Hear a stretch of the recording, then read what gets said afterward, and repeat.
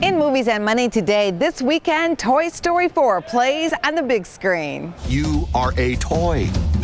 You belong to Bonnie. These are your friends. Film critic Erik Childress is standing by. Hello to you, Erik. Hi, Angie. It's looking like Woody, Buzz, and the entire gang from Toy Story 4 could own the weekend. It certainly does, Angie, and all eyes from Hollywood to families appear to be on Toy Story 4 this very weekend. When one of these event pictures come out, especially those aimed at families, they begin saving their money for it. The last 3 weeks have seen a real decline of interest in the sequels that are being offered up. Particularly notable was Illumination's The Secret Life of Pets 2 have an opening weekend that was 55% less than the first film, which at the time was the 6th best for an animated film ever. It dropped to 7th thanks to Pixar's Incredibles 2 last year, which became the highest opening ever for an animated film, and is still the 9th best all time.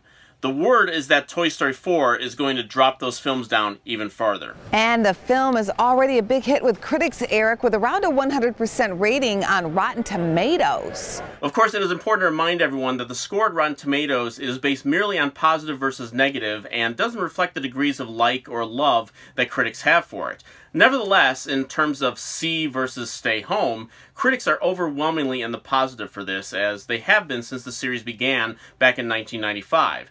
Both Toy Story and Toy Story 2 remain at 100%. Toy Story 3 is at 98%. I am partial to the original myself, but every one of them has made my top 10 list that year. And from what I've been told about Toy Story 4, if this turns out to be the final chapter, then it really does stick the landing. Of course, we thought that about Toy Story 3 back in 2010, but if the fourth film separates itself definitively in any way, it will be at the box office if it indeed becomes the first animated film to have a $200 million opening weekend. That is a number that has only been achieved 7 times to date, and each time the final gross was $620 million domestic or higher. That will put the film in play to surpass Frozen as the highest grossing animated film of all time. Toy Story 4 is not the only film about dolls hitting theaters this weekend. Chucky is back. I know this move has been really tough, and I know I've been working a lot, so I think you deserve this.